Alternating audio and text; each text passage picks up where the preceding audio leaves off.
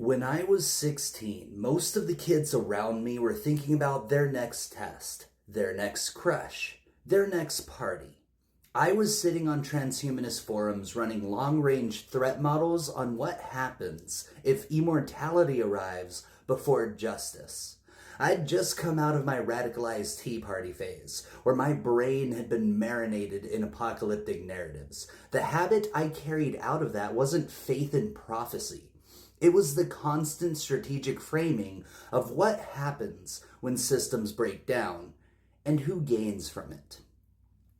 But instead of looking toward the collapse of civilization, I began projecting toward its infinite continuation. My frame shifted from planning for the apocalypse to planning for eternity.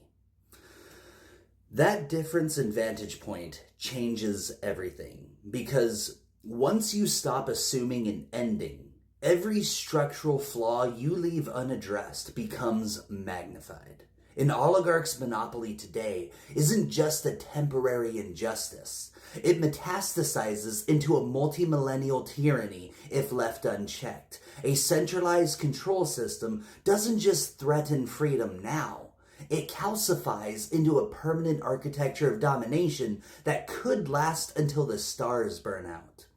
If you are serious about transhumanism, not as a sci-fi parlor game, but as the literal project of extending human existence without end, then you have to take liberty as seriously as biology, as seriously as engineering, as seriously as medicine. That was the essence of what I realized back then. People around me were captivated by the spectacle of it all, debating whether they wanted the Gattaca option of genetic enhancement, the cyborg option of prosthetics, or the eternal mind fantasy of uploading themselves into machines. The conversation was almost always about the form. I couldn't bring myself to care about the cosmetics of the body. I was thinking about the function. Who builds the infrastructure? Where are the bottlenecks? What are the central points of failure? If there's one mainframe, what happens if it's hacked? Or worse, monopolized? If immortality exists, is it distributed freely? Or will it be hoarded by the wealthy, turned into a subscription model where only the rich can afford another century? To me, those were the existential questions, because the body you inhabit matters less than the system you inhabit. And if the system is rigged, then even immortality is just another form of bondage. That line of questioning is what carried me forward. I was already thinking like a strategist, less enchanted by the sci-fi sheen, more obsessed with whether the Foundation could scale without breaking into tyranny. And that is what my campaign platform, Space and Time, actually is. It is the distilled version of that same long horizon strategic thinking, scaled down to the state and local level where I can act right now. Space is housing, sovereign homes designed as the proof of concept for future veritable island fortresses, self-sufficient structures that immunize societies against authoritarian relapse across epochs. Time is work. Work-week liberation designed so that nobody's life is consumed by labor, and people are free to actually live. Those aren't just policies.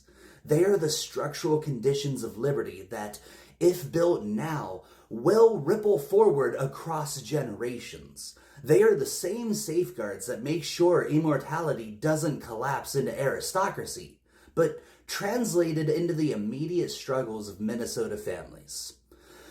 What I was doing at 16 was less about genius and more about carrying forward the strategic habits of a militia-obsessed youth, redirecting them onto humanity's longest horizon. I didn't know it at the time, but I was already sketching the outlines of the philosophy I hold now, that if life is to be endless, liberty must be endless too.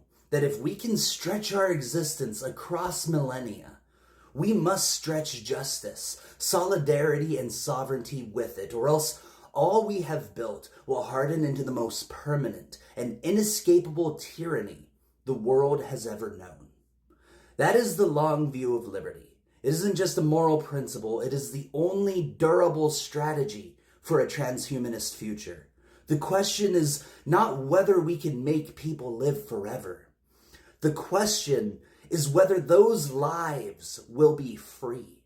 And the answer to that will not be written in the labs, but in the choices we make right now, in the structures we build to ensure that the future belongs to all of us, equally, eternally.